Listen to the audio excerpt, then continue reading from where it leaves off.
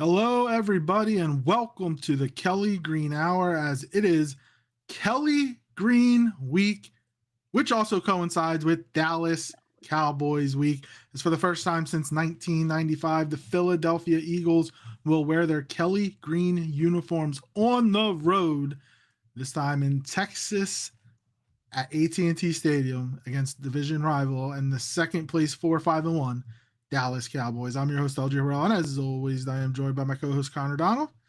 Connor, it's been a long day. We were just talking before we came on here. How you doing?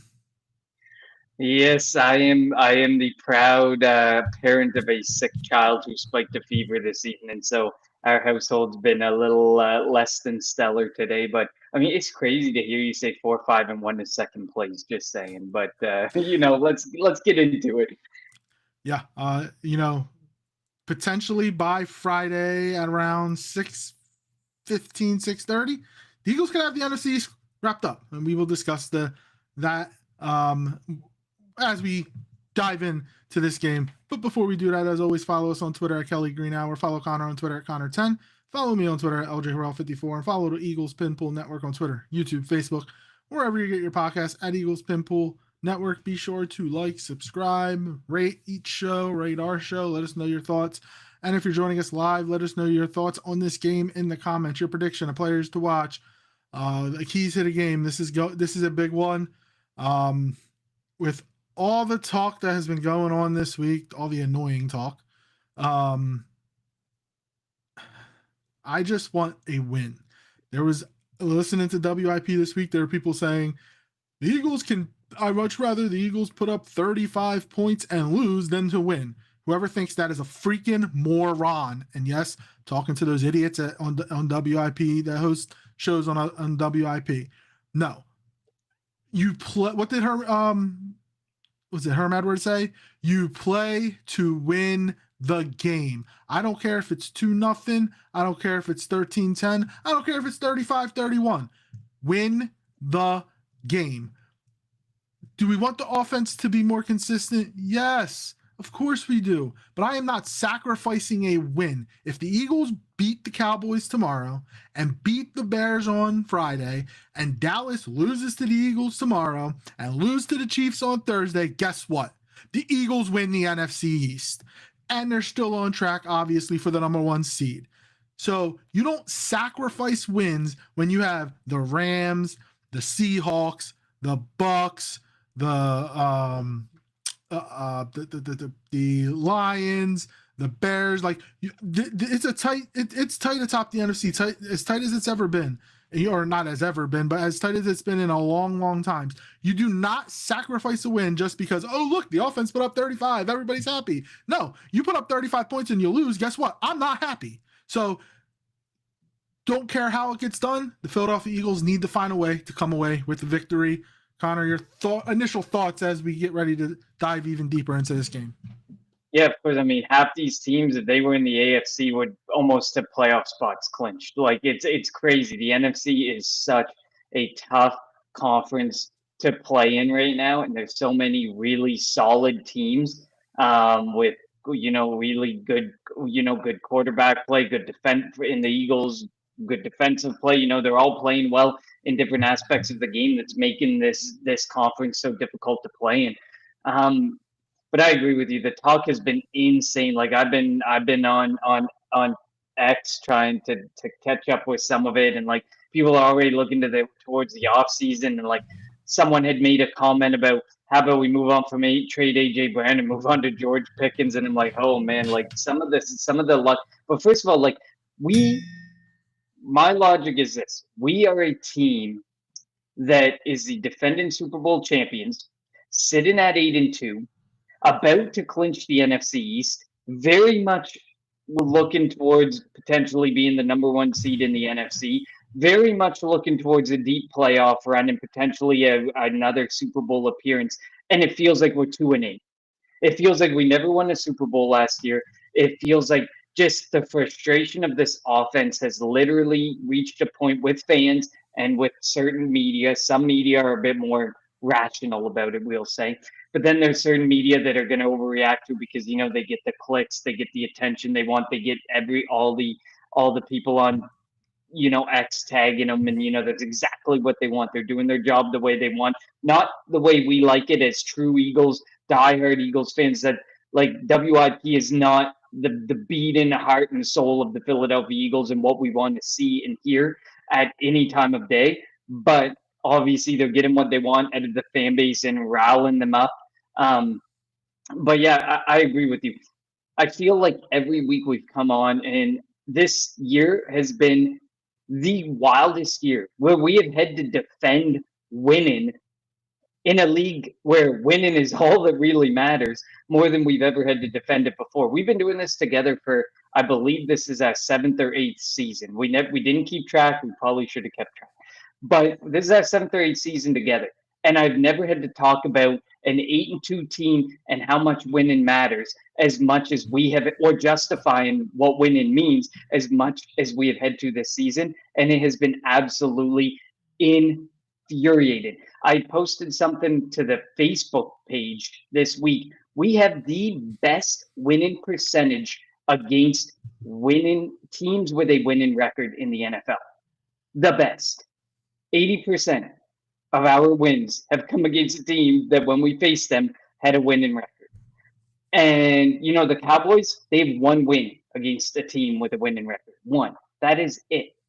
And it's actually not. I think they actually counted the tie, because I don't think it was even a win. It was the tie in the game that they had the tie with.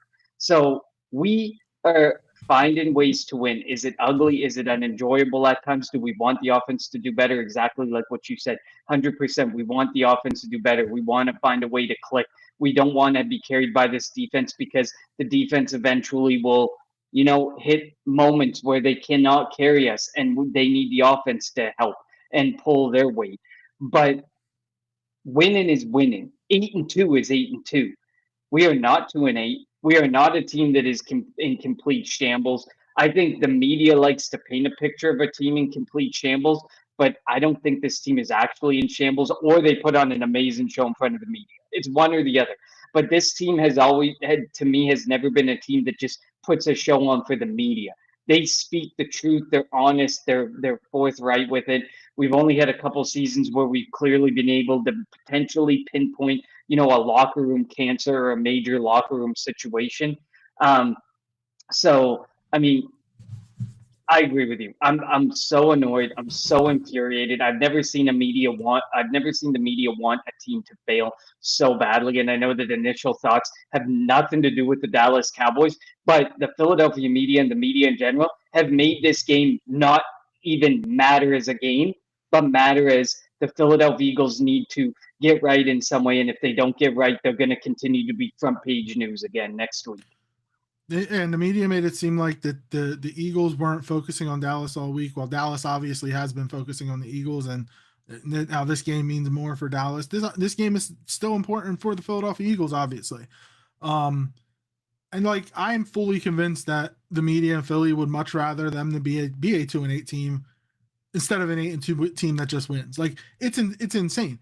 And like the one thing, like, talking about Jalen Hurts and how the reports, and again, I don't know how true these reports are, that some people inside the Eagles building are infuriated or just don't like the way Jalen plays. Again, when did winning not matter? The Eagles are 40-2 under Nick Sirianni when they win the turnover battle. So pretty much, I get it. Do we hate that? Is it annoying that Jalen is conservative and doesn't put the ball in the harm's way? Sometimes it is. But guess what? When they win the turnover battle, they win the game 95, or whatever 40 divided by 42 is, whatever that percentage is. They win the game that much. So, like, we waited so long for the Eagles to win the Super Bowl. We won it in 2017. And I didn't want to wait another 52 years to win another Super Bowl. And it took us 7-8 years to win another Super Bowl. Like, let's just enjoy. This is the greatest era in Eagles football. Why it annoys me that people are trying to bring it down.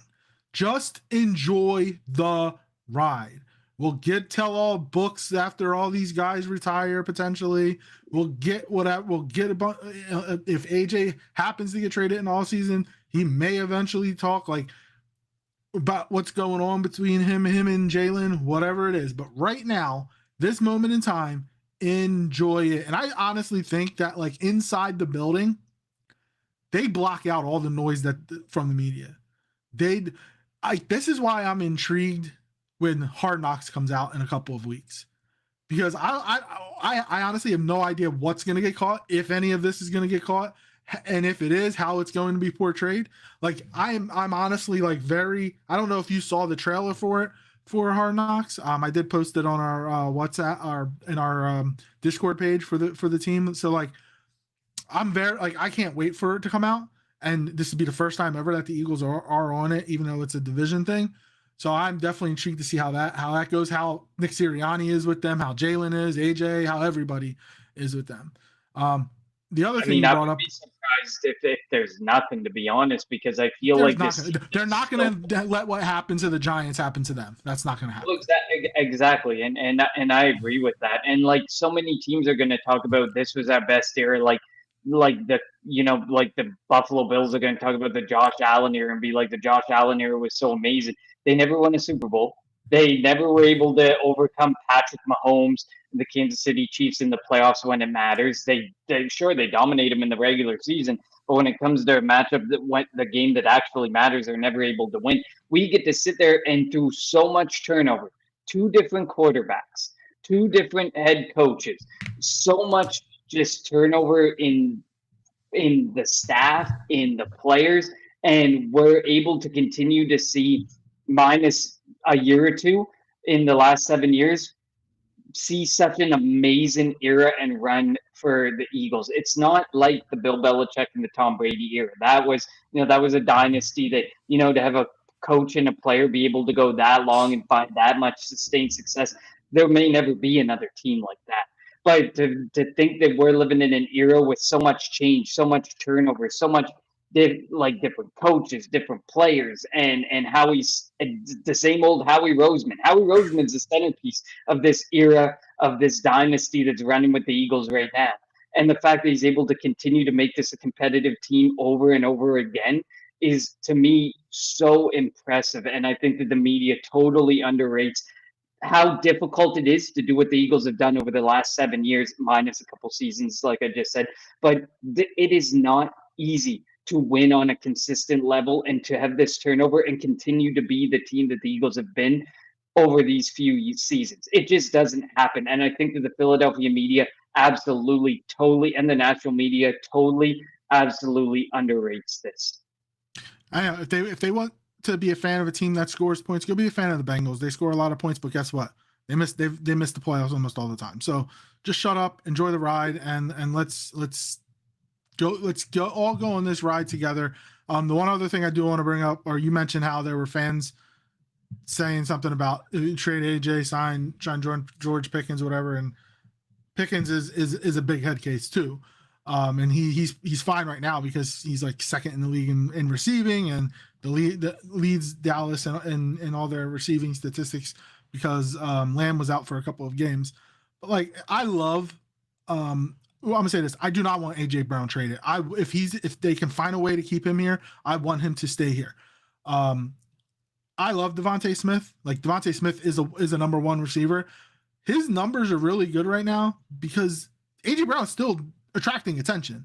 So if you were to get rid of AJ Brown and not replace him with somebody of similar-ish, and I'll say similar-ish because I don't know if he'd be able to find somebody of that quality, how is that going to affect Devontae Smith? How's that going to affect the rest of the offense? So like you can't just be like, well, we're going to get rid of AJ Brown. Like, okay, but what is your plan to replace him? You have to find a plan, and it'd be tougher because if you trade him, unless there's a restructuring that can happen, the cap hit you're going to take by trading AJ Brown is going to probably affect how you can allocate money to the receiver position when you're going to have to pay AJ or Jalen Carter, Nolan Smith, Nakobe Dean, hopefully, maybe Jalen Phillips, and then in another year or two, the corners Quinyon and Cooper. So like and maybe Reed Blankenship, even though I wouldn't be mad if he didn't come back. Like there still are like you have to think about it like financial. You have to be financially responsible. People just say this stuff like it's easy, wham bam, we can do this and nothing's going to be affected. No, there are ramifications if you do something. The best thing for the Eagles is to keep AJ Brown. Will they be able to? Who knows? Obviously, we hope so. I hope so. I'm not going to put words in your mouth, Connor, but I love AJ Brown, and everything he has said has been the truth. If there's one thing he said that was a lie, I haven't heard it yet because he has spoken the truth. So, yes, he wants to help the offense. Does he want his stats? Probably, and you can't blame him, but he also thinks that if he is productive, the offense is productive. I don't know how hard it is for people to understand that.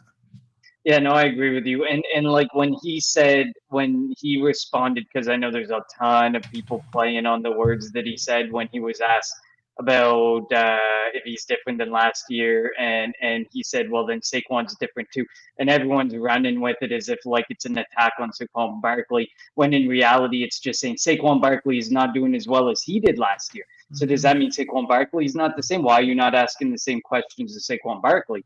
Whereas the rest of the media is running with it as, an attack on one of his fellow teammates.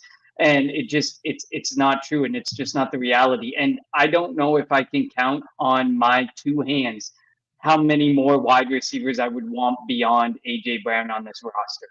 And they have to be available too. And they have to be available. Yeah, exactly. And so statistically, is he having a bad season? Yes, but is statistically he having a bad season because of himself? No, we know that it's not because of himself. We know that if the offense was predicated on running more through him or getting the ball more to him, he would probably have much better stats. And if the route concepts, we talked about. Go back to the last episode if you want to hear us to go on about all the things that are wrong with the offense, because we went off on 3 or 4 different areas of the offense that are frustrated and the cause for why Saquon Barkley does not look like Saquon Barkley of 2024, and AJ Brown doesn't look like AJ Brown of 2024, and so on and so forth. It's just so unfortunate that they continue to berate him with the questions that they do, and I felt that when he answered that Saquon question that night, I don't know if that was Wednesday media availability, but I felt he handled himself incredibly well. At one point, he straight up said, "Can we talk about Dallas? Can you ask about Dallas?" And that was to me the sign that the media is not even thinking about this as a game. They're just trying to get clicks. They're just trying to get attention to their questions versus being good media personalities. And Ray Lester 3997 says that Saquon line was a cop out. Yeah, I mean, you could argue, but like, what was AJ Brown gonna say in that situation otherwise that was gonna be justifiable? At this point, everything that AJ Brown says is put under a microscope. But the issue with AJ Brown in this situation is AJ Brown has to make himself available to the media. He has to make himself, he has to answer these questions, and he's just thinking off the top of his head of things. And I know Ray says the question was, the question wasn't about Saquon. No, the question wasn't about Saquon, but the point that AJ Brown made, and I'll let you speak to this too in a minute. In a minute there, LJ. The point was he's making, if I'm not doing statistically well and this person isn't doing statistically well, that's where he's trying to draw the comparison, that this offense as a whole is not doing as well as they did last year. And why are you asking only me that question? Well, Saquon does get asked that question too. He has been asked that in the past, and he just like the offensive line says, it's like they're just one block, one play away from breaking one, which is true. And maybe this week will be the week. And I hate when Jordan Mailata does say that we are one block away. Well, make that block is what I kind of say to that. It does get a little frustrating. The one thing you said that I kind of disagree on, you said that it's AJ's production being down isn't because some of it, I mean, injuries, I still think he's injured. He obviously isn't going to admit to it, but I think he is banged up still. Whether it's his hamstring, knee, whatever, I don't know. But I think that is the reason, because like his first couple of years here, not one person ever brought him down. So I do think that might be a tad bit of an injury. Will we ever find out? Probably not. But I hopefully this is the week. Like Dallas's secondary is not good. Their front four is good. Their linebackers are Logan Wilson coming from Cincinnati, better than what they had. Overshawn is back. He's an athletic guy, but he has the propensity to miss tackles and whatnot. But their secondary is absolute trash. So hopefully and they just let go of Kyrie along today, so they're already down another DB. They pretty much have Deron Bland and near practice squad players out there. Deron Bland, Kalen Carson, Siobhan Revel played his first game last week. They got their safeties back, but I do feel that the Eagles should, if they want to, take advantage through the air. Now, again, from the week 1 to now, Dallas has Quinnen Williams. They made the trade with the Jets to get Quinnen Williams. They do have Jadeveon Clowney. He's questionable. He probably will play. We'll see. And again, DeMarvion Overshawn is back. Logan Wilson, they made the trade. Trayvon Diggs is on IR. So this team is different defensively. I mean, they still have Matt Eberflus calling plays, and he's bad. So last week, the Raiders couldn't really put points on the board, but they were moving the ball on Dallas. And so I think that I'm not calling this a get-right game for the Eagles. Again, I don't care about if the offense gets right or not. I just want a win. But if there's a game, they're not going to be going. They've been playing really good Green Bay, like really good defenses lately. They get Dallas, who's a middle to the back end of the road defense. The Bears aren't that good of a defense, and they have a bunch of injuries, but they might have a couple of guys coming back by Friday. The Raiders are a terrible defense. The Chargers are a so-so defense. Washington's defense isn't that good. They're old. And the Bills' defense is very inconsistent. So, like, we're now at the part of the schedule where you're going to be facing better offenses. So that's going to test our defense. But the defenses that our offense is going to go up against isn't going to be that great. So the Eagles just have to come out, and hopefully Kevin Patullo figures his crap out. He's the guy that I'm worried about, because he is still predictable with his play calls. He's still predictable when it comes to formations, still predictable when it comes to the route combinations.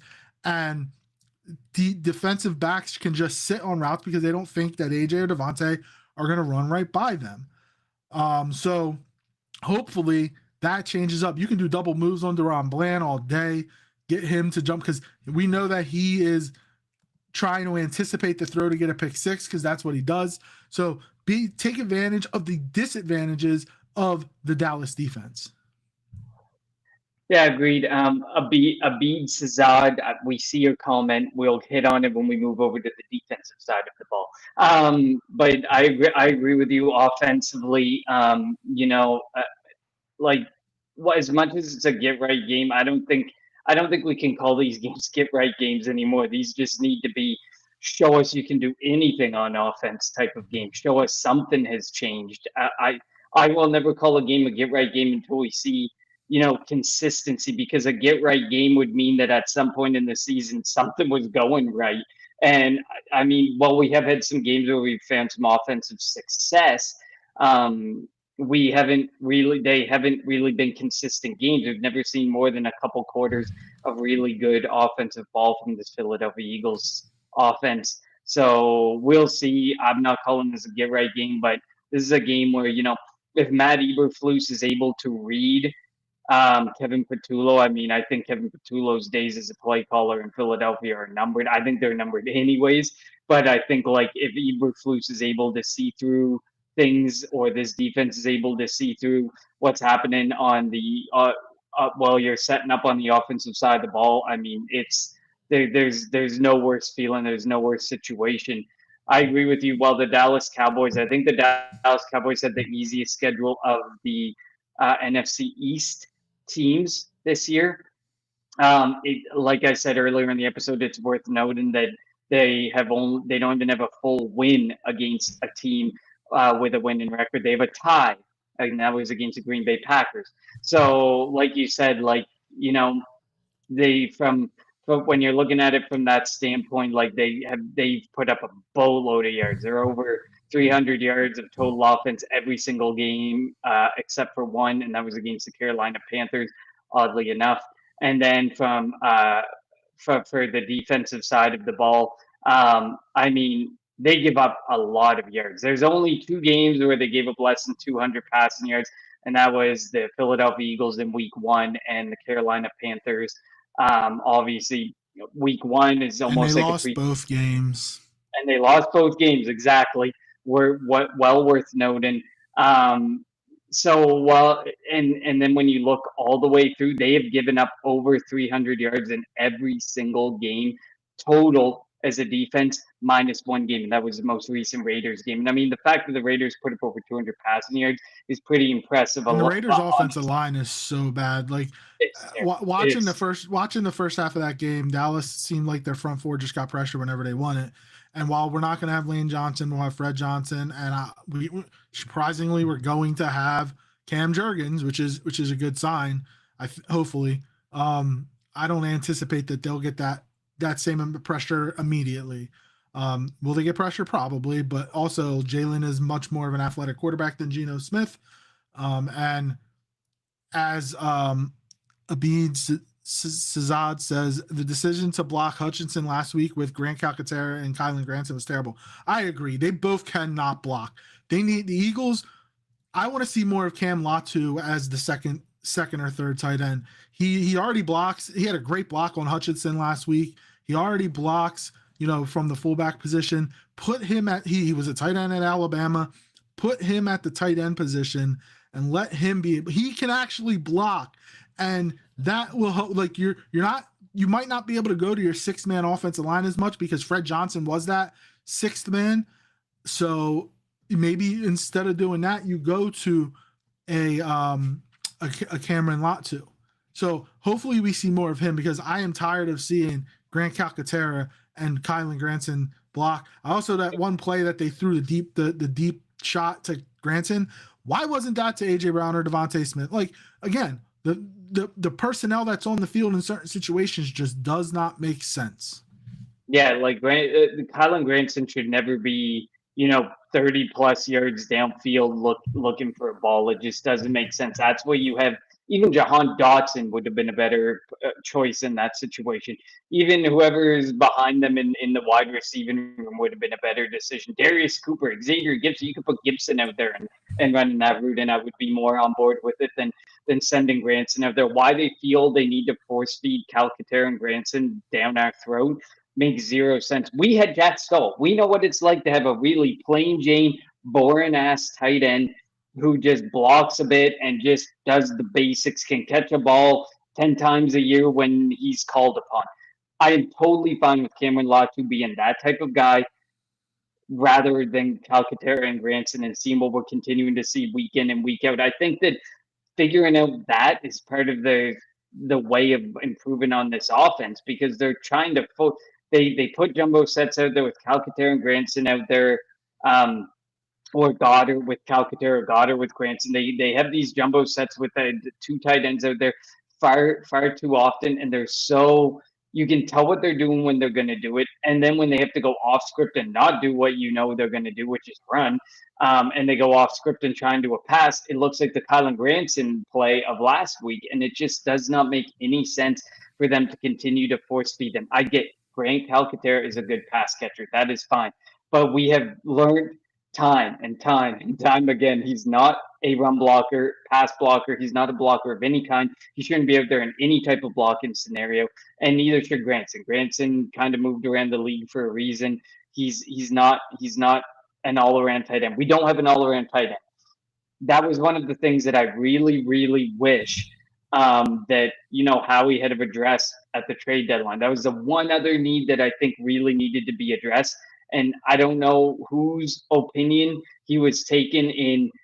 No, we're good at tight end, but it wasn't the right opinion. And I don't know who would have made that point. But look at Darnell Washington last week, 300-pound guy, and he had the angriest run of the entire week in the league. And that was probably a guy that if you had have reached out to the Pittsburgh Steelers, very well may have been available. And he doesn't catch the ball often. He's more of a blocker. At the time when he came into the league, I remember we talked about him on draft shows, and there was a thought of actually moving him into the tackle position and making him a tackle in the NFL and not a tight end. Like, I feel like there was people out there that they could have went after, and it's frustrating that we have to watch Calcaterra and Granson and how terrible they are week in and week out, thinking that they're actually going to change. But I mean, sorry, that would just rant I on feel the like I do going off your Darnell Washington after the Pittsburgh made the trade for Jonnu Smith. I feel like the Eagles probably could have called them because they had Smith and Freiermuth and Washington, and maybe they could have gotten Washington. And I think we were clamoring for that in the offseason, or at least when they made the Jonnu Smith trade to call them up to get a second tight end. And you were talking about him maybe becoming a tackle. He could have took the Jason Peters route, who was a tight end at Arkansas, and then moved to tackle when he went to the Bills. Oliver Powell joining us. Go Birds! Thank you, sir. Thank you for joining us. Go Birds! Dallas sucks as always. Got to throw that in there as we are talking to Dallas Cowboys. Let's jump over to the Eagles defense. There were a lot of people saying going into this gauntlet of offenses that we were playing, Green Bay and Detroit, now Dallas, that Detroit is Abid says it would be nice to get a Johnny Wilson type role. They did work out Zach Pascal, and I think that they might, if that's the type of role they would see Zach Pascal in, and he did that, they could use a kind of they've been trying Darius Cooper in that role, and I don't know if he's ready for it yet. But Zach Pascal, I don't know if they'll sign him, but he could be somebody that they potentially look at in a role like that. Johnny Wilson is a really good blocking receiver. Yeah, they obviously made no move this week, but I mean, if they continue to see things like they saw last week with Calcaterra and Granson, and I mean, Lane Johnson not being put on the IR makes me think they're still working on getting a second opinion on his foot and what they're going to do. Which I agree with, but also sucks because if he does eventually have to go on IR, that's technically like an additional game. Like say if they put him on IR, and you have to miss 4 weeks, right? It's not 4 games, right? It's 4 weeks, but whatever. Yeah. They should just done. They could get him back. They could get him back in a month, but if they get the second opinion, then they put him on IR. What if he's ready in 2 weeks? You still have to wait an additional 2 weeks. So it does kind of suck that they didn't do it. But maybe like he is one tough SOB. So maybe like he feels that it won't take the entire 4 weeks. Obviously, I think they're still waiting for the swelling to come down. But jumping to the Eagles. Speaking about the Eagles defense. Before we move there, Sean Cato, do you think they were bringing Cooks for the role? No. Cooks is not a blocker. He's a small body wide receiver. He had speed. He'll be your downfield threat. I don't see them bringing in Brandon Cooks, to be completely honest. But he's not a blocker. He's not going to solve anything from a blocking perspective. I think he might end up potentially. Maybe he'll go back to the Patriots. I don't know. We'll see what happens. But yeah, the Eagles won't sign him. But now again, jumping over to the Eagles defense, giving up 16 points the last 2 weeks. Against a really good Detroit offense and a so-so, I will say, Green Bay offense.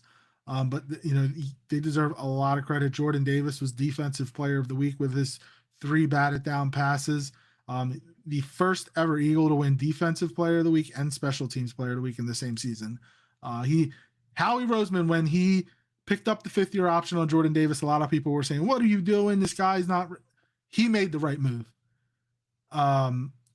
So Jordan Davis has been really good. He has been able to play like half the snaps. And again, I think that's fine for him. And the weight loss that he hasn't allowed that to affect him.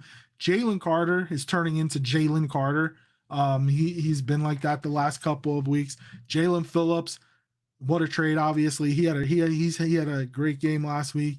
and you expect him to continue. He wants to get paid. And will it be by the Eagles? Who knows? And there's a lot of talk, obviously, that the Eagles, made the move, traded the third round pick because they think that they can get a third or fourth round pick back in comp value if they don't re-sign them. So we'll see what happens there.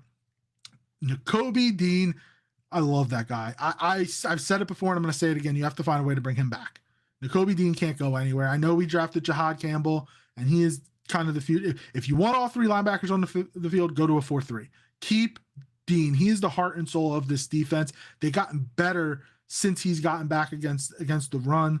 So I don't care what they have to do. They have to find a way to keep all the Georgia guys together. In the secondary, Quinyon Mitchell is a legit top 5 corner right now. Like he's playing at an all-pro level. I think in week 1 he shadowed Pickens, if I'm not mistaken, because Pickens doesn't normally go into the slot and Mitchell's not really doesn't go in the slot. Now I know we have Coop in the slot, so it doesn't matter. But Lamb likes to avoid that work on the outside, so he likes to go to the slot. Again, we have Cooper in the slot, so that'll be a fun battle. Adoree Jackson. Now he has been playing really well lately. As Abid says, I've been hyping up Adoree this week and not focusing on this offense at all. Can't blame you there. I don't know if I'm going to hype up Adoree, but he has been playing better. But this is a different. Now, I think he was in coverage on Jameis's 40-yard touchdown last week. Jameson Williams is ridiculous, so like he's going to do that to a lot of people. Dallas has Lamb. Dallas has Pickens. They're going, and Dak has been playing really well this year. They're going to sling it around the yard. They're going to test whoever Adoree Jackson, or whoever, they're going to throw the ball to whoever Adoree Jackson is covering. This is going to be a battle for him. And I think that the trade for Michael Carter II could potentially come into play this week. We know that Quinyon Mitchell is, whoever he's covering, he's going to be step for step with that person. I am a little worried that there could be some defensive pass interference called on him this week. A, it's in Dallas. B, Dallas's receivers are notorious for getting DPI calls against them. So I am a little worried about that because he is handsy. But if Adoree Jackson struggles, which he may, you can move you can move Cooper to the outside and put Michael Carter into the slot. So this could be the week that we can see the Michael Carter trade really pay dividends potentially. Yeah, I mean, you hit on so many names, so many great players. Obviously, like we know that the pendulum is going to swing from being one of the highest paid offenses in the league to being one of the highest paid defenses in the league. And that's why, like when people talk about moving on from AJ Brown, I don't think it's for another high price free agent. I think it's going through the draft to address that, but we can talk about that down the road. But the pendulum is swinging because, you're going to have to pay Jordan Davis. You're going to have to pay Nakobe Dean. You're going to have to pay Jalen Carter. You're going to have to pay Q down the road. You're going to have to play Coop down the road. Reed Blankenship is owed a contract, whether we like it or not. He's going to get some sort of contract. It may not be with the Eagles, although I feel like it's going to be with the Eagles. So, I mean, this defense is amazing. Howie has done an amazing job. And I hope when the pendulum swings and he's paying this side and he's got to start addressing the offensive side of the ball through the draft, that he makes the right decisions on the offensive side of the ball like he clearly has on the defensive side of the ball. Ray says, for a couple comments, I would love to see the Birds play a 4-3. Of course, so would we. It's not really in Vic Fangio's playbook to go 4-3, but I mean, he might be able to get creative with that to make sure that the right guys are on the field. I agree with this, right?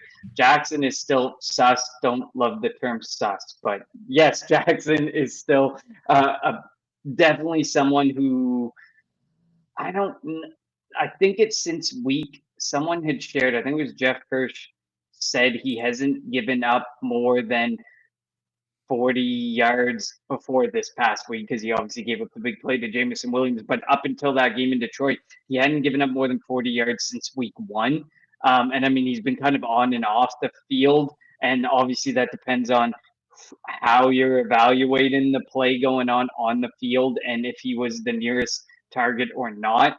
But to me, yeah, Adoree Jackson still, like, against the right wide receiver, which maybe this could be the right wide receiving combo, could cause them issues. It'll be interesting to see. But I mean, if Jackson puts up another really good performance, I mean, we may be having a very different discussion next Tuesday um, about this, because eventually we have to give him his credit where credit's due.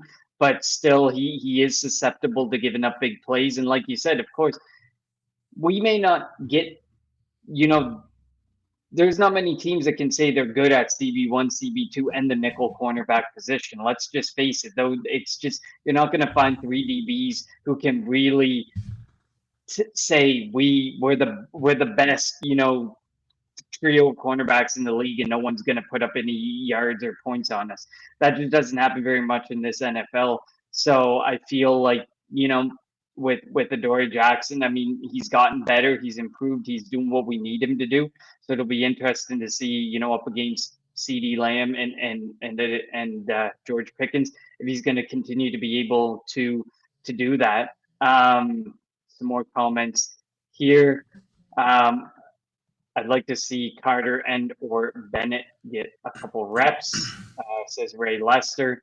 I mean, we talked about Bennett, or I talked about Bennett last week, and LJ, you were the one that said that you didn't necessarily think that they needed to put Bennett out there and they could continue to roll with Jackson. I would like to see Bennett. I mean, he's under contract next year. Adoree Jackson isn't under contract, but you got to go with what's working. And so far, Adoree Jackson's working. Does he give up a play here and there? Definitely. But I'll kind of let you talk to that too, LJ. I mean, there's no need to force Carter out there. Our interior defense is better with Cooper DeJean there. Do we know what it looks like with Carter there? No, but we know that Carter is definitely lesser of a nickel corner than Coop. So I'll let you speak to that comment quickly. Well, yeah, Carter only primarily plays slot corner, so, or safety. But Andrew Makuba has been better at safety. And I think he even talked this week. He watched the film from week 1 and he's like, I'm a totally different player, totally different person from there. He said it was such a bad game from him week 1. But like having the flexibility of Carter, who can play slot, play safety if needed, if something were to happen. I mean, that's good. Like they had him on the field when they went 6 defensive backs the last couple of weeks though. So he is getting out there on the field. But yeah, I want to keep DeJean as close to where the football is as possible, and that's primarily like within the box. So that's why I don't want Carter to go inside. That's my break glass in case of emergency. If Adoree Jackson is struggling so bad and you don't want to put Ringo out there, or Ringo goes out there and he also struggles, and then if you put Bennett out there and he also struggles, like it gets to a point to where you can't keep putting those guys out there, and that Coop is really good. And while he is one of the better, if not the best slot corners in the league, and one of the best tacklers from the cornerback position in the league, you might just put Carter at slot, put Coop on the outside, Quinion on one side, or Quinion, shadowing Pickens, and go from there and figure it out. And let's see how that goes. But putting Cooper on the outside is more my break glass in case of emergency, if it needs to happen. Hopefully it doesn't need to happen though. Agreed. And then we'll hit on the beats coming. Vic pointed out in a presser that out of all the backs, Reed Blankenship has the most on his play. So I think it's important that we elaborate, because we are very hard on Reed Blankenship, and elaboration is necessary in this case. Me and LJ do not like his tackling technique. If he could clean up his tackling technique, I think I'd be a lot more on board with Reed Blankenship. But the fact that he comes in like a heat-seeking missile and there's so much room for error is extremely frustrating. And the fact that those errors have come up in games. He's out of position a lot too. And he's out of position, and he's not a great coverage safety. I mean, can he make plays? Yes, every safety can make plays. Makuba's made a lot of plays. He's missed a boatload of plays this year. So we're not saying Reed doesn't have a lot on his plate, and we're not saying that there's a lot to work through. Our frustration stems from a couple things that you see much cleaner with, like a safety that you would pay big money to, and who would be your primary safety? I don't want to put words in your mouth, LJ, so I'll let you speak on that very quickly. No, I'm not a big fan of him, and I don't think he's that good. I think he's the third safety, not a starting safety. So like I want somebody else back there, and they're probably going to resign him. Great. I just don't think it's a smart, wise decision. And then, I mean, I guess like this defense has been amazing. Like since Jalen Phillips came on board, since Nolan Smith was back, since Nakobe Dean's back, like though this defense has looked really good. Like you alluded to, the Dallas Cowboys haven't really played really strong defenses. They played the Packers and they ended up tying that game, which was probably the best defense they played outside of this Eagles defense coming in. The So I Broncos, mean, they played the the Broncos. Broncos. They played the Broncos. You're right, and the Broncos have a really good defense as well. And against the Broncos, they put 339 yards up on them in total offense. So it'll be interesting to watch this defense and see if they continue to be the defense that they are. But kind of like I alluded to earlier in the episode, you cannot continue to lean on them over and over and over again and expect that there may not be eventually a stumble or an issue and they give up some points in a situation where you don't want them to give up points. But that's where it comes to this offense needs to figure things out. But I mean, you hit on a lot of the big names and you made a lot of great points on them. This defense is really good. This defense is what ultimately, no matter what, is probably going to lead this team back to a deep run in the playoffs and potentially back to the Super Bowl. I hope that it just continues to remain consistent. And if you can stop an offense like the Dallas Cowboys, if you can hold them to minimal yardage, like I said, 292 was the lowest before this, and it was the Carolina Panthers. If you're able to hold them in the 300-yard range, that's on par with what the top defenses are holding them to. And I would be more than happy with that type of performance. But obviously, that's going to mean that the offense needs to put some points up. But this is one of those situations where this defense can do it, should be able to do it, but is going to need some help from the offense. And the Eagles are going to be facing a Dallas offense that's fully healthy and playing well. Dak, Javonte Williams is playing really well. He had a couple of touchdowns in that Week 1 game. CeeDee Lamb had a couple of drops in the Week 1 game. George Pickens, obviously, Jake Ferguson. The Eagles seem to they struggle with Dallas tight ends for some reason. So that could be a matchup for Dean or Bond or even Coop potentially against Ferguson. And their offensive line, Tyler Guyton, Tyler Smith, Cooper Beebe, Tyler Booker, Terrence Steele. Terrence Steele is the weak link on that offensive line. So that could be potentially, where Jalen Phillips can really, make or really, do some damage in this game if he can get around Steele. I'm really intrigued, and this is going to be one of my matchups to watch. Jalen Carter against Tyler Booker.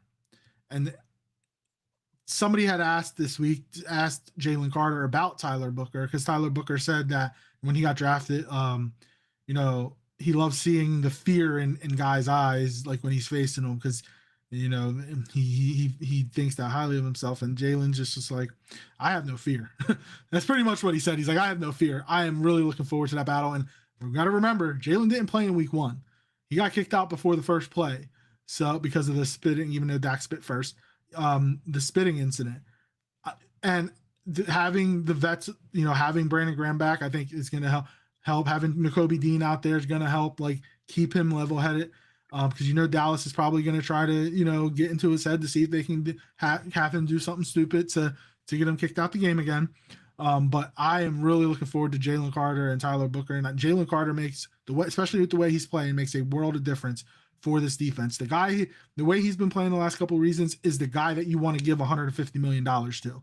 And obviously the Eagles are going to pay him, and it's going to depend on how much money, obviously, what he gets paid, but they're going to pay him over the next year or two. He's going to want to go out there and prove it, and this is going to be the game. Like I mentioned it early on the onset. You win 2 games this week, Dallas loses 2 games this week, you win the NFC East. So everybody's saying Dallas, this game means more to Dallas. No, I mean, the Eagles are playing for something too. They're playing to win this division and for the number 1 seed. So this is going to be it's going to be matchups all over the field. There's going to be all pros all over the field. And while I know Dallas has a 4-5-1 record, and I don't think they're that good, they've beaten up on some bad teams. The Raiders are bad. Like that again. That offensive line was a turnstile. Geno Smith isn't any good. Their defense couldn't cover anybody. So Dallas is will they put up points? They'll put up points, but I don't think they're going to have it as easy as they had it last week against the Raiders. Yeah, they definitely won't have it as easy as they had against the Raiders last week. The Raiders, I mean, there's thoughts that they could be one and done with Pete Pete Carroll. Carroll. Like that, that's how bad the situation is there. There's so much rebuilding to do there that, I mean, the fact that if you take pride in 33-16 over the Raiders, I mean, it is the Dallas Cowboys we're talking about, though. They take pride in anything because they think they're God's gift to the world. Exactly. And before we move on to our next point, there was just a report that came through from Jeff McClain that says it looks like Lane Johnson may not miss the 4 weeks. It looks like Lane Johnson is really unsurprisingly trying to make it back before that 4 week mark. I mean, it kind of sucks because then you have to hold the roster spot for him. And I mean, they have Willie Lampkin that they have to make a decision on next week. And then in 2 weeks' time, they have Miles Hinton, who they're going to have to make a decision on before their 21-day window is closed. And I feel like Hinton's window was open specifically because of Lane Johnson and what might happen with him. But that was a Jeff McClain report that came out in the last little bit, kind of. Well, I mean, we have like AJ Dillon's still on the roster. If they wanted to get rid of somebody, they can get rid of him. Like Tank Bigsby is good, the second running back. Matt Pryor could be gone if need be. So, like, I mean, I would much rather keep Lane Johnson than keep a Matt Pryor or AJ Dillon. And you want the best guys that are going to be on the roster. So Miles Hinton over Matt Pryor all day for me. Give the young guy an opportunity if the opportunity is going to arise, which you hope it's not going to arise. And then for Lampkin, the pot that you stirred with the Rams when you picked him up off of waivers. And it was this unspoken code that you're supposed to let this guy go to the IR for the other team so they can claim him. Like, I mean, it feels like you have to make sure he's on the roster. And I mean, Brett Toth has gotten better, but I mean, you want to go with Brett Toth is Brett Toth. You want to go with some of these young guys. You picked Willie Lampkin up for a reason. Back in the offseason, I wanted them to get Lampkin in general. In the draft. So, like, at the end of the day, you're going to want those young guys to be on the roster. Brett Toth brings experience, but Brett Toth will probably clear waivers and land back on your roster for you. Dibbin Duck says Lane Johnson get healthy, please. Absolutely. We all know that we're what are we, 11-22 without Lane Johnson, 14-25. I will say Fred, when they were 5-1 last year with Fred Johnson starting. Exactly. I mean, I still am shocked they let him go, and thankfully they got him back. But he's out to prove that he's a starting, lineman starter in this league, and who knows how much longer Lane Johnson has. And if the Eagles do win the Super Bowl this year, that's 3 for him. Maybe he calls it quits. Maybe he's like, I'm going out on top, back-to-back Super Bowl champion. So we'll see what happens, and then Fred Johnson. Even if he proved to just be an extremely valuable swing tackle, like he's shown such importance to this roster over the last 2 years that it can't go understated. Yeah. So it was a good trade by Howie to get him back after realizing that they needed to improve the depth at the offensive line. All right, so we are going to jump to our players to watch, keys to the game, then our unheralded player of the week from week. What week was that? Week 12 in the National Football, or no, week 11, excuse me, in the National Football League. And then we will give our predictions. Connor, you can go first. My key to the game, my major key to the game is that this offense just support the defense in any way. The high 3-and-out rate has to stop. How quickly some of the 3-and-outs happen has to stop. My player to watch is going to be A.J. Brown. A.J. Brown would have been lined up with Kaiir Elam per depth charts if you're looking at the depth charts. Kaiir Elam is no longer there. So technically, C.J. Goodwin would be the next in line. But obviously, the Cowboys probably have a plan to move some pieces around and make some changes at the cornerback position. Even if he's lined up against Deron Bland, can Deron Bland make some big plays? Yes. Is he going to make those big splash interception plays against Jalen Hurts of all people? Highly unlikely, because Jalen Hurts isn't one of those guys who's going to make those mistakes. So I mean, AJ Brown. I hate going the AJ Brown route, but I feel like AJ Brown has to be the one here. I'm not saying force the ball to him. Like last week, sometimes it felt like the ball was being forced to him. I'm saying find him in the right positions. He's going to make big plays. While some people, earlier in the comments were saying he's given up on plays, he's still playing through a lot of plays just as much as it may look like he's given up on some plays. So offensively, they just need to help in some way, some shape, some form this defense, put up any points to help take some pressure off of this defense. Clearly, this defense doesn't feel as much pressure as the offense, but you would like to see the offense help to make life a little bit easier for the defense. On the defensive side of the ball, it's going to be just stop the big plays, fundamentals, just like last week. Make those tackles. Don't let like CeeDee Lamb make plays after the catch. Don't let George Pickens get away with just mossing you over top. Just fundamentals. No, limit the penalties. Obviously, last week the defense had no penalties. The offense had like 6 penalties. It was crazy. The offense shot themselves in the foot multiple times with penalties last week. But just make the fundamental plays, make the tackles, keep the play in front of you, because we know that the Dallas Cowboys can do so much if they get behind you. They average well over, I believe it's well over 325 yards a game on offense. So don't let them do that to you. And we know that this defense is fully capable of stopping it. On that side of the ball, I am going to go with. Oh man, it's a tough one. There's so many great matchups to watch for this defense, but I'm going to go with Jalen Phillips. Jalen Phillips has continued to be a difference maker over and over again over the last couple of weeks for us. You can tell this defense looks a lot different with him and Nakobe Dean in the fold. So I'm going to go with Jalen Phillips, who lines up on both sides of it, but technically on the left side of it, which means he's going up against Terrence Steele. This offensive line isn't great, isn't bad, but you can respect it in a way. But I feel like this front four should be able to take more than enough advantage of this front of the Dallas Cowboys. On the offensive side of the football, my key to the game is going to be be anticipatory, if that makes any sense. Like, no holding the ball if you're Jalen. If you're Kevin Patullo, you have to be 1 step ahead, 2 steps ahead of Matt Eberflus. Find ways to get AJ, Devontae, Dallas Goedert open, and then hopefully the offensive line can, open up lanes for Saquon and Tank Bigsby. I do want to see Tank Bigsby on the field a little bit more. He shows a lot of burst. So give him a chance with the football in his hands. And, who'd have thought again, a lot of people were saying trading 2 draft picks for a kick returner was bad, but trading 2 draft picks for a second running back isn't that bad of an idea, especially a 6th and a 7th. So, that was good. And my battle or my players to watch is going to be the interior of the Eagles offensive line. Landon Dickerson, Cam Jurgens, Tyler Steen against Kenny Clark and Quinnen Williams.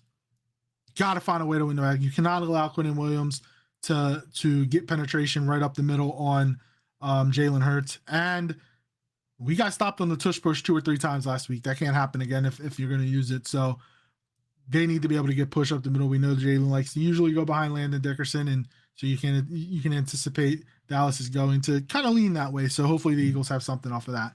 On the defensive side of the football, you kind of said it. Limit the big plays. Dallas is going to try, force feed the ball to Lamb and to Pickens. Don't allow, if you allow a catch, that's fine. Make the tackle. Don't allow yards after the catch, something that Dallas does really well, those receivers. My matchup, my player on the all defensive side of the football, Jalen Carter, and I mentioned it before, Jalen Carter versus Tyler Booker. I am looking forward to that matchup. And you could tell the defense watches film and the high IQ of the defense, because we've seen it multiple times over the last couple of weeks where the defensive line is calling out what the play is, calling out where the play is going to go. Vic Fangio has this defense playing at an all-time high level right now, and let's hope they can continue it against a pretty good defense. All right, Connor, do you have your unheralded player of the week for last week? Hey, you bet I do. I'm going with Ted McMillan. I haven't used him. He's been pretty good throughout this year on a middle of the road, but well in the hunt Carolina Panthers team. Ted McMillan went 8 for 130 and 2 touchdowns against the Falcons last week. And the Carolina Panthers, are 6-5 and in the hunt, and very well could end up one of the final playoff teams in this wild NFC picture. It'll be interesting to see the Carolina Panthers going forward. They have some pieces, but they're clearly missing some significant pieces as well. But Ted McMillan for me this week. I'm going with a McMillan as well, just not Tet, even though I thought it's Tet. Jaquan McMillan, the fourth-year corner from the Broncos, with Pat Surtain out. He's kind of jumped in there as a starter. He had 2 sacks and an interception last week in the Broncos' 22-19 victory over the Kansas City Chiefs. So Jaquan McMillan gets my unheralded player of the week for week 11 in the National Football League. All right, Connor, it's prediction time. I have mine written down, and I won't lie to you, I've had mine written down since Tuesday when we did our review show of the Detroit Lions game. We are both 6-4. The Eagles are coming into this game on a 4-game winning streak. First place in the NFC East, first place in the NFC, sitting at 8-2. The Dallas Cowboys are 4-5-1. They need this game more than the Eagles need this game. But the Eagles also need to stay pace with the other teams in the NFC with the top seed. What is your prediction? This is tough, because last week I went with a really high score and it ended up not even being remotely close. But I do feel like, if there's anyone who's extremely good at getting those garbage time touchdowns and yards and what they need to do to make it look like it should be closer than it actually is, it is Dak Prescott. He is the king of it. 27-24 for the Eagles. All right. I have a lower scoring game. I feel like I'm the one with the low scoring games. 24-14 Eagles. This defense is going to show up and show out. Dallas has been feasting on bad teams. This is a short, and we're going into a short week for both teams. Dallas hosts the Chiefs on Thursday. The Eagles host the Bears on Friday. This is a gauntlet for Dallas. They have the Eagles, the Chiefs, the Lions. So, their season is pretty much, is on the brink. If they lose these next 3, they're done. If they lose this week, they're done. If they lose to the Eagles tomorrow, they're done. The Eagles don't – it's very rare when the Eagles sweep the Cowboys. They swept them last year, but, sweep them 2 years in a row. I feel like that hasn't happened in 20 years or however long it's been. But I think that the Eagles defense is going to show up. The Eagles offense is going to do just enough to win. It wouldn't shock me if we got a defensive score by the Eagles. Whether it's Coop or whether it's Bond, somebody like that. But I think that the Eagles are going to put a clamp on Dallas 24-14. Yeah, I guess I should say my 27 is absolutely not all coming from the offense. I feel like there's something coming from the defense in some form in this game. But this is going to be a big game. I mean, this is a chance for a repeat NFC East champion for the first time in 21 years. 20 years since the 2004, 2005. 20 years. The 2003, 2004 Eagles, I think. So 21 years. It's been whatever. It's been 20. Last year was 20. I think this is the 21st year. So it could be the year that maybe we see that broken. And I mean, it would be a good year to do it. I mean, this would be tough. To be swept by the Cowboys would be a tough loss to take and a tough pill to swallow. So let's hope it doesn't happen. It's going to be a big game in Big D tomorrow. The Kelly Green wearing Philadelphia Eagles against the 4-5-1 Dallas Cowboys. Thank you all for tuning in to the Kelly Green Hour. As always, follow us on Twitter at Kelly Green Hour. Follow Connor on Twitter at Connor10. Follow me on Twitter at LJ Harrell. 54. And thank you for all the comments in the chat. I'm trying to thank you. I was trying to drag this along to get a little beads. Which matchup do you like better? Our defense versus Cowboys O, or our offense versus Cowboys D? Our defense versus Cowboys offense for our sure. Defense is, our defense is good. And I know their Dallas their offense is potentially good. Like you said, they're beating up on bad teams, but they're still putting up yardage. They're still putting up points, which means our defense has to respect them. And if they can shut them down, it would be huge. Yes, but it's going to be a fun and exciting game. And wear your Kelly Green uniform, wear your Kelly Green jerseys tomorrow, shirts, whatever it is. 4:25 kickoff here in the East Coast on Fox. Philadelphia Eagles and the Dallas Cowboys. Thank you for all the comments. Thank you all for tuning in to this edition of the Kelly Green Hour. For Connor, I'm LJ. Enjoy the game tomorrow. Fly, Eagles, fly.